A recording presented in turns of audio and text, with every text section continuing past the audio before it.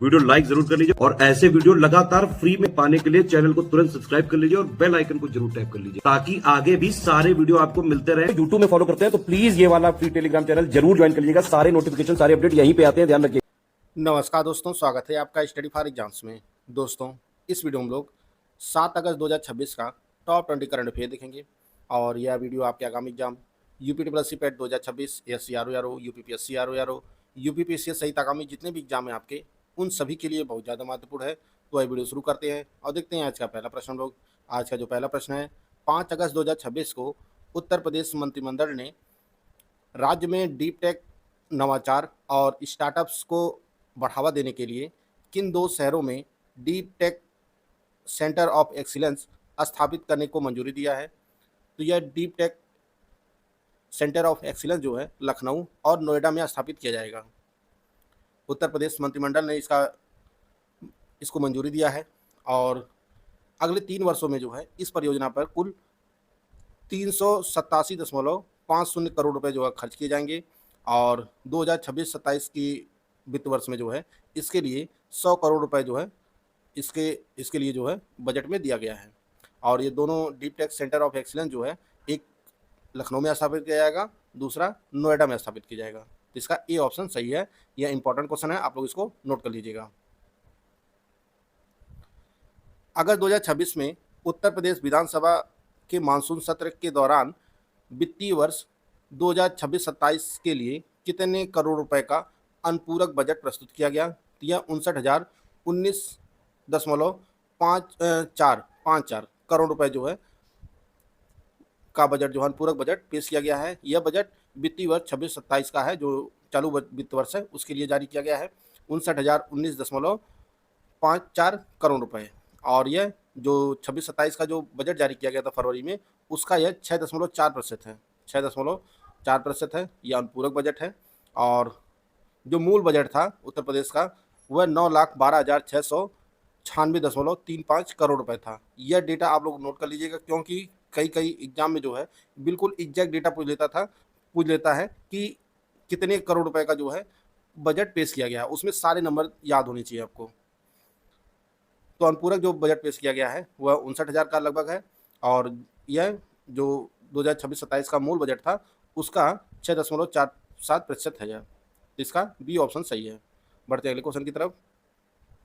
अगला प्रश्न है, उत्तर प्रदेश में ई व्हीकल इकोसिस्टम को बढ़ावा देने और चार्जिंग की समस्या को समाप्त करने के लिए राज्य सरकार ने कितने नए ईवी चार्जिंग स्टेशन स्थापित करने का लक्ष्य रखा है। तो उत्तर प्रदेश सरकार ने 238 चार्जिंग स्टेशन स्थापित करने का लक्ष्य रखा है। इसके लिए जो है उत्तर प्रदेश में ईवी को बढ़ावा देने व हरित परिवहन व्यवस्था विकसित करने के उद्देश्य से 238 सार्वजनिक ईवी चार्जिंग जो है स्थापित किए जाएंगे। यह योजना केंद्र सरकार के PM ई ड्राइव स्कीम तथा उत्तर प्रदेश ईवी मैन्युफैक्चरिंग एवं मोबिलिटी पॉलिसी 2022 के तहत जो है लागू की जाएगी। यानी 238 चार्जिंग स्टेशन स्थापित किए जाएंगे। तो इसका सी ऑप्शन सही है। बढ़ते अगले क्वेश्चन की तरफ। अगला क्वेश्चन है, कॉमनवेल्थ गेम्स 2026 में जो ग्लासगो में आयोजित हुआ है, इसमें भारतीय दल द्वारा जीते गए कुल 39 पदकों में स्वर्ण, रजत और कांस्य पदकों का सही आंकड़ा कौन सा है। आप सभी को पता है कि कॉमनवेल्थ गेम्स में भारत ने कुल 39 पदक जीते हैं। आपको बताना है कितने स्वर्ण थे, कितने रजत थे, कितने कांस्य थे। तो इसका सही आंसर है, इसमें 13 गोल्ड था, 17 सिल्वर था और 9 ब्रॉन्ज था। और सबसे ज़्यादा जो गोल्ड जीता गया है वह अकेले बॉक्सिंग में जीता गया, 7 स्वर्ण जीता गया है बॉक्सिंग में। और टोटल जो है बॉक्सिंग से कुल 10 पदक आए हैं। आप लोग यह टेबल देख लीजिए, मेडल का टेबल है। ऑस्ट्रेलिया जो है 171 पदक के साथ जो है शीर्ष स्थान पर है। इसमें 70 गोल्ड था, सिल्वर 45 है और 56 ब्रॉन्ज है। दूसरे स्थान पर इंग्लैंड है 29 गोल्ड के साथ। और तीसरे स्थान पर जो है कनाडा है, इसने 19 गोल्ड जीता है। और भारत जो है पदक तालिका में चौथे स्थान पर है, 13 गोल्ड, 17 सिल्वर, 9 ब्रॉन्ज, टोटल जो है 39 पदक के साथ। तो इसका डी ऑप्शन सही है। यह भी मोस्ट इंपॉर्टेंट क्वेश्चन है, इससे आगामी एग्जाम में क्वेश्चन बन सकता है। 13 जुलाई 2026 तक स्वामित्व योजना के तहत उत्तर प्रदेश के सभी अनुसूचित 90,573 गाँव में ड्रोन सर्वे पूरा कर लिया गया है। इसके तहत राज्य में अब तक लगभग कितने संपत्ति कार्ड जारी हो चुके हैं। तो अब तक जो है संपत्ति कार्डों जो जारी हो चुके हैं वह लगभग 1 करोड़ संपत्ति कार्ड जो है जारी हो चुके हैं। स्वामित्व योजना, इसका फुल फॉर्म बहुत इंपॉर्टेंट है। स्वामित्व योजना सर्वे ऑफ विलेजेस, आबादी and mapping with improvised technology in village area. यह जो है इसका स्वामित्व योजना का फुल फॉर्म है और इसे भारत सरकार की पंचायती, इसका जो नोडल एजेंसी है वह पंचायती राज मंत्रालय है। यह योजना जो है ये पंचायती राज मंत्रालय की है और इसे राष्ट्रीय पंचायती राज दिवस 24 अप्रैल 2021 को पीएम नरेंद्र मोदी द्वारा इसे देश भर में जो है लॉन्च किया गया था, लेकिन जो पायलट चरण लॉन्च किया गया था वह 24 अप्रैल 2020 में लॉन्च किया गया है। पायलट प्रोजेक्ट के तौर पे जो है यह 2020 में लॉन्च किया गया था, लेकिन पूरे देश में जो है वह 2021 में लॉन्च किया गया था। तो ये डेट भी आप लोग याद रखिएगा। और उत्तर प्रदेश में जो है अब तक 1 करोड़ कार्ड जो है यह स्वामित्व कार्ड प्रदान किए जा चुके हैं। तो इसका सी ऑप्शन सही है। 5 से 9 अक्टूबर 2026 तक आयोजित होने वाली प्रतिष्ठित एशियन राफ्टिंग चैंपियनशिप की मेजबानी अरुणाचल प्रदेश का कौन सा करेगा? तो यह बोलेंग, जो सियांग जिला का जो है शहर है बोलेंग, यहीं पर जो है एशियन राफ्टिंग चैंपियनशिप 2026 आयोजित की जाएगी। तो इसका डी ऑप्शन सही है। अगस्त 2026 को असम के किस जिले के अमीन गांव में अलाबोई रण स्मृति दिवस बेहद सम्मान के साथ मनाया गया है? यह कामरूप जिले में स्थित है अमीन गांव, यहीं पर जो है अलाबोई रण स्मृति दिवस मनाया गया है। अलाबोई की जो लड़ाई हुई थी, यह अहम साम्राज्य और मुगल सेना के बीच 5 अगस्त 1669 में हुई थी। इसका बी ऑप्शन सही है। बढ़ते हैं अगले क्वेश्चन की तरफ। अगला क्वेश्चन है 5 अगस्त 2026 को भारत के संविधान के अनुच्छेद 370 और 35A को निरस्त किए जाने के कितने वर्ष पूरे हो गए हैं? तो जो जम्मू कश्मीर को विशेष यह अनुच्छेद जो है प्रदान किया गया था, विशेष राज्य का दर्जा, इस अनुच्छेद के तहत उसे समाप्त किया गया था 2019 में। 5 अगस्त 2019 को समाप्त किया गया था और उसके समाप्ति के 7 वर्ष जो है पूरे हो चुके हैं। इसका सी ऑप्शन सही है। 2019 में यह समाप्त हुआ था। उच्चतम न्यायालय ने देश भर में तेजी से फैल रहे किस प्रकार के साइबर फ्रॉड को निपटने के लिए केंद्र सरकार को एसओपी मानक संचालन प्रक्रिया तैयार करने का निर्देश दिया है? तो यह डिजिटल अरेस्ट फ्रॉड को रोकने के लिए जो है सुप्रीम कोर्ट ने एसओपी तैयार करने का निर्देश दिया है केंद्र सरकार को। और आप सभी को पता है कि डिजिटल अरेस्ट जैसी कोई भी कोई कानूनी कार्रवाई नहीं होती है, ये सिर्फ साइबर फ्रॉड का एक तरीका है। इसका डी ऑप्शन सही है। 5 अगस्त 2026 को ब्रिक्स की भ्रष्टाचार विरोधी कार्य समूह की दूसरी बैठक कहाँ आयोजित किया गया? तो इसका आयोजन जो है हैदराबाद में किया गया। हाल ही में किस अमेरिकी राज्य की गवर्नर रॉ हेली ने 15 अगस्त को इंडिया डे घोषित किया है? यह मैसाचुसेट्स की गवर्नर है मौरा हेली। इन्होंने जो है 15 अगस्त को इंडिया डे के रूप में घोषित किया है राज्य में। अगर आप यूपीपीएससी आरओ प्री 2026 की कंप्लीट तैयारी करना चाहते हैं तो आपके लिए स्टडी फॉर सिविल सर्विसेज के ऐप पर study material, video, test series and paid quiz का बैच लॉन्च किया गया है और यह बैच दोनों भाषाओं में उपलब्ध है। इसमें आपको एग्जाम ओरिएंटेड सिलेक्शन मटेरियल दिया जाएगा, कंप्लीट 50 पीडीएफ नोट्स दिए जाएंगे, रिकॉर्डेड वीडियो क्लासेस दी जाएंगी जिसका आपको अनलिमिटेड एक्सेस होगा, आप चाहे जितनी बार वीडियो देख सकते हैं। और सब कुछ जो है exact syllabus, latest trend and pattern के अनुसार जो है सब कुछ अपडेटेड होगा। 60 टेस्ट सीरीज दी जाएगी जिसमें आपको 30 फुल लेंथ होगी, 12 सेक्शनल हिंदी के टेस्ट होंगे, 10 जीएस सेक्शनल टेस्ट होंगे और 8 साथ में रीजनिंग के टेस्ट सीरीज होंगी। 8000 क्वेश्चन की जो मोस्ट इंपॉर्टेंट क्वेश्चन होंगे उनकी पेड क्विज कराई जाएगी और इसकी जो वैलिडिटी होगी वह एग्जाम तक होगी, प्री के एग्जाम तक इसकी वैलिडिटी होगी। करना क्या, आपको स्टडी फॉर सिविल सर्विसेज का ऐप इंस्टॉल करना है और वहाँ से जाकर आप यह बैच 2599 रुपये में जो है परचेज कर सकते हैं और अपनी तैयारी को बेहतर कर सकते हैं। जुलाई 2026 में स्पेन के किस स्वायत्त शहर में एक बड़ा प्रवासन संकट देखा गया, जहां मोरक्को की सीमा से बड़ी संख्या में प्रवासियों ने प्रवेश करने का प्रयास किया? तो यह सेउटा शहर में, स्पेन का सेउटा शहर है, इसी में जो है लगभग 60,000 से अधिक प्रवासियों ने जो है इस सीमा में प्रवेश करने का कोशिश किया था। आप लोगों के पास अगर सोशल मीडिया आप लोग यूज करते होंगे तो आप लोगों के सामने ये रील जरूर आई होगी। तो यह सेउटा शहर में प्रवेश किए थे। बाद में स्पेन सरकार ने सबको बाहर कर दिया। अखिल भारतीय बाघ आकलन 2022 के अनुसार उत्तर प्रदेश राज्य में बाघों की कुल संख्या बढ़कर कितनी हो गई है?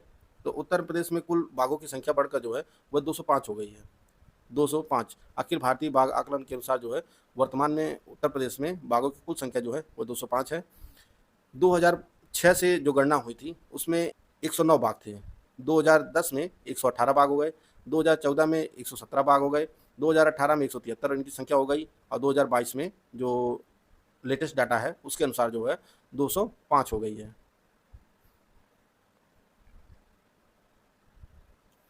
उच्चतम न्यायालय ने पर्यावरण संरक्षण के तहत सभी आर्द्रभूमि और वन्यजीव अभयारण्यों के आसपास न्यूनतम कितने किलोमीटर का खनन buffer zone, mining buffer zone अनिवार्य कर दिया है? तो इसके लिए जो बफर जोन तय किया गया है सुप्रीम कोर्ट के तहत, सुप्रीम कोर्ट ने उसके लिए 10 किलोमीटर यह बफर जोन घोषित कर दिया है किसी भी आर्द्रभूमि के आसपास का। तो इसका यानी अगर कोई आर्द्रभूमि यहाँ है तो उसके 10 किलोमीटर रेंज के अंदर जो है बाहर ही माइनिंग हो सकती है, इसके अंदर कहीं पे भी माइनिंग नहीं हो सकती है। यह बफर जोन उच्चतम न्यायालय ने घोषित कर दिया है। इसका डी ऑप्शन सही है, सॉरी बी ऑप्शन सही है, 10 किलोमीटर।